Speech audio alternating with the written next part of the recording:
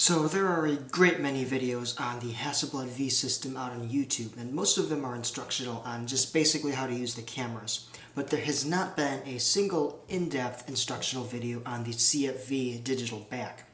So I've been a Hasselblad shooter on film for years, and as a left-handed photographer I must say that the Hasselblad is the finest camera that I've ever used. When I heard about the introduction of the CFV II, I immediately began working on saving up money to buy one for myself. I heard a lot of conflicting things about them on the internet, mostly failures on one manner or another, but nothing that really talked about the system as a professionally capable digital camera. They all treated it like this, cute little fun project, and in reality, after working with this system as a designated fully digital camera, I find that it combines the best of a digital workflow and an analog workflow into one package. It's everything I love about shooting mechanical cameras with the advantage of digital imaging. I don't think it could be a more perfect match. So therefore, I've been asked to share how to operate this system, how to set it up, operate it, and how to do serious work with it. So let's start with the setup. Now when you get yours, it'll come in a box bundled with the 907X camera body. I never intended to use that, and I only really took it out of the box once, but there are plenty of unboxing and reviews on the 907, so go look at those if you want to learn more. Now, using the back itself is pretty easy. You're going to want to peel off the battery protector sticker on the battery when you first get it and install a memory card. Then we'll use the USB-C cable to charge it, and once that's done, we remove the plastic protective cover on the back and get ready to install it onto the camera. Now, exactly like the film backs are installed, the digital back will fit onto those two lower hooks, and we will depress the release button to put it on the back. We do not want to just slam it on there, as that will bend the hooks. And this will work the same way on all 500 series cameras like the ELX, the 501, the 503. It will also work on the SWC cameras and the 2000 series cameras. Make sure I'm in focus with my manual focus lens. From there, you turn the camera on. I'm just going to press the power button and hold it down and wait for that to boot up. Now the boot up is pretty fast.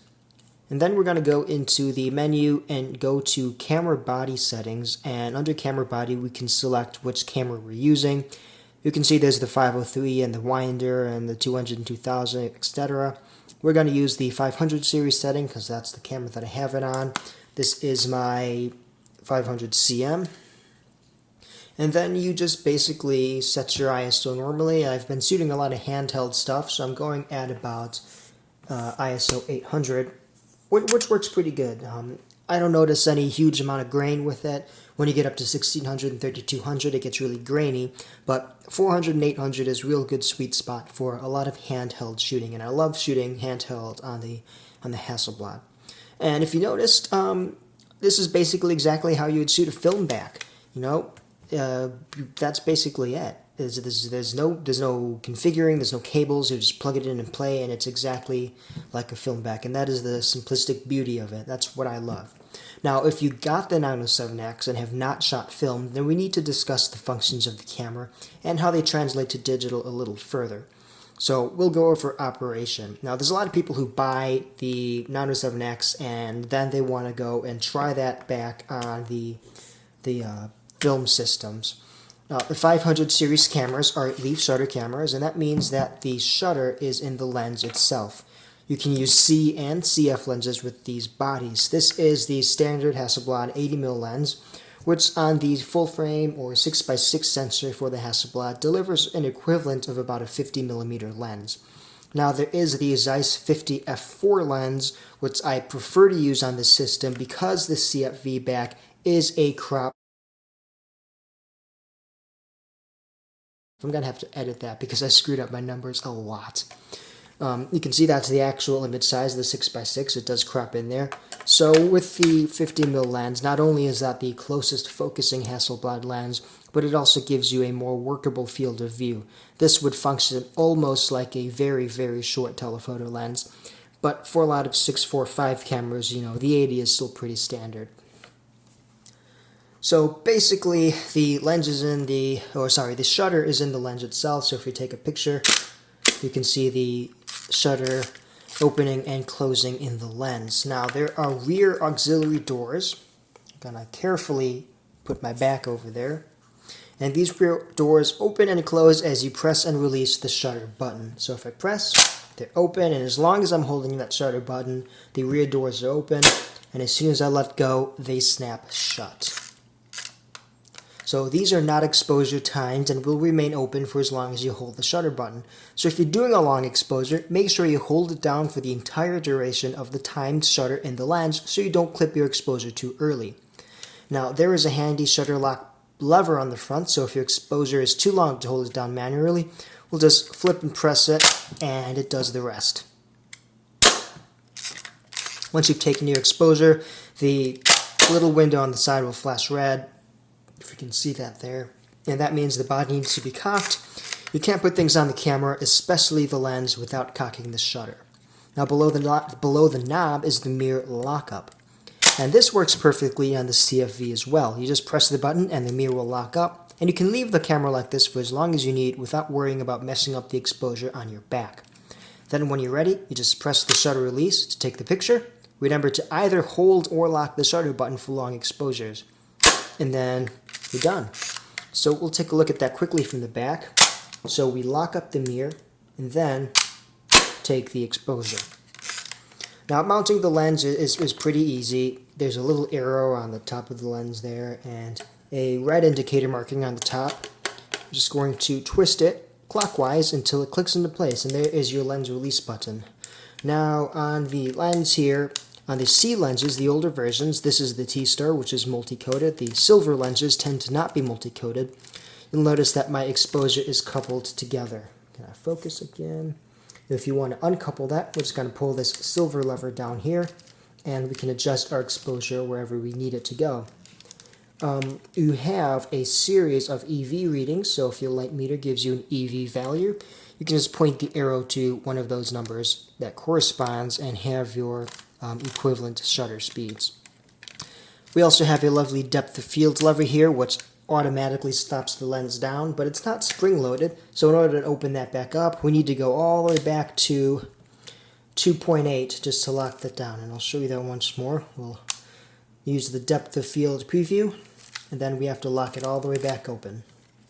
On the other side of the lens here, we have our PC flash sync port, two different types of flash, and we have the lock lever for the self-timer. We move the lock lever and then press this one over to the V, and that actuates our self-timer setting. So the last thing to note is the focusing screen. Since the digital system is a crop, you will need to measure and draw in those crop lines. You can see that a little better there. Not the biggest pain in the butt, but something you need to do. Now this is the later CF version of the lens, and this is the 50mm f4 that I was talking to you about earlier. And it's a very well balanced lens, and it does have the closest focus of all of the Hasselblad lenses, which is just under 19 inches, as opposed to 3 feet on the C lenses, on the 80C particularly. And this is, of course, Hasselblad's fastest lens at f2.8. And the controls on this are a little bit different, so we're going to try and focus closer on this. So we have our shutter speed lens and our aperture lens, and if you'll notice, these are not coupled, but you can, however, couple them by holding down that little locking button. We still have our flash sync port, a spring-loaded depth of field preview, so we don't have to worry about resetting anything, but there is no self-timer, so that's the only thing that you lose. The F setting here is to lock it open for the 2000 series focal plane shutters, so this lens will work both on the 500 series and the 2000 series. So, entering live view is another thing that people are concerned about when using a digital camera. Now, live view is something that some people use to actually compose and take photos in, but for most purposes, it should be used just to check critical focus. Now, if your body hasn't been properly calibrated, it will be difficult to get critical focus through the viewfinder. So, to enter live view, we'll just go into our shooting mode, and we're going to press the live view button.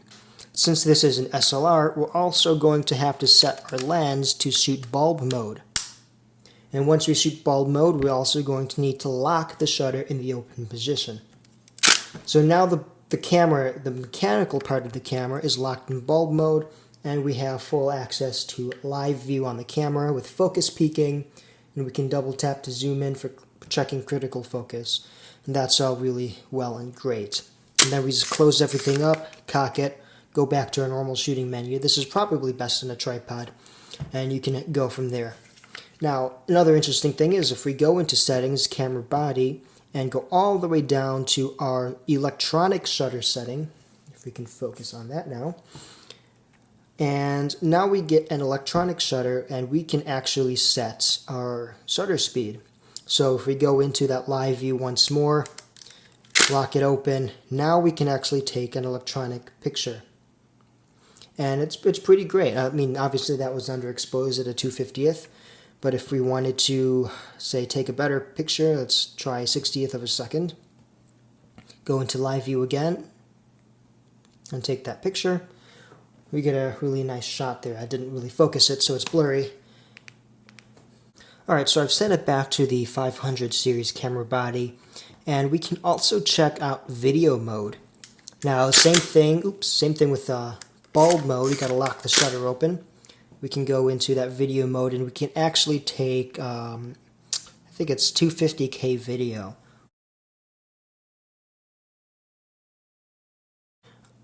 There's a lot of maybe rolling shutter issues with this, so if you really wanted to do video, you could use it on a tripod, but this is more meant to be a stills shooting camera and not necessarily for video. So we can exit out of that setting just by going back to our manual photography mode. Alright, so we're just going to focus on a little bit of something on my desk here and take a quick picture. It's just as simple as pressing the shutter button. The operation of the camera is truly seamless with the digital back. We can zoom in on our pictures there to check for clarity. I did shoot this handheld at a 60th of a second on ISO 1600, so not the best picture. But that does go to show you just how simple it is to use this system. Now, Kenai might have noticed that the back is oriented in a landscape mode, and that shooting portrait on a waist-level viewfinder is not the easiest thing in the world. So from that regard, I would recommend looking into a prism viewfinder if you are really interested in shooting portrait orientation. And from there, you can just go straight into your landscape or portrait orientation just by flipping the camera. It might also be beneficial to use the left-hand flash grip. I do have one of those, but it does make the kit very heavy and very unwieldy. The final thing that some people would probably get a little bit confused about is how long exposure settings work. Now, the camera uses this little pin that pushes out every time you take an image, and I shouldn't put that face down, should I? And that's what tells the back that you're actually taking a picture. Now, when you use mirror lockup, you'll notice that nothing actually happens. The camera body or the camera back recognizes that you're using mirror lockup and won't actually start the exposure until you've actually depressed the shutter button, which I find really unique, and I'm not exactly sure how that works. But once we press and hold that shutter button for a long exposure and we wait, we will actually get a digital timer on the back of the camera that tells us how long our exposure has been going for. And that is something that is super handy with doing long exposures on the Hasselblad. And that's basically it as far as using the digital back goes.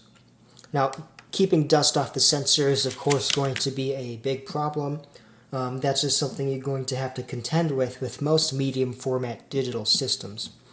Now, all of the functions on the Hasselblad work really, really well.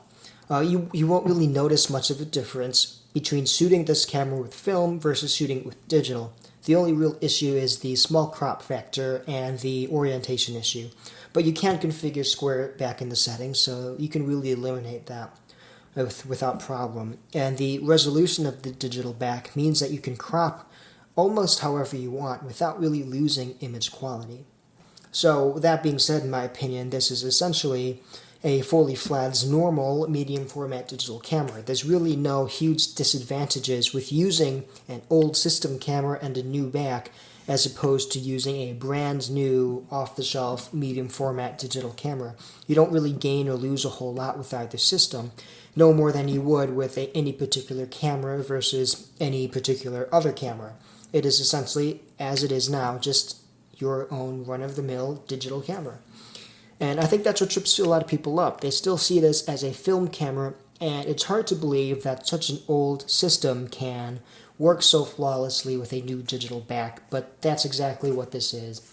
It is a flawless continuation from this part to this part, and it causes zero workflow problems. It is just an incredible camera.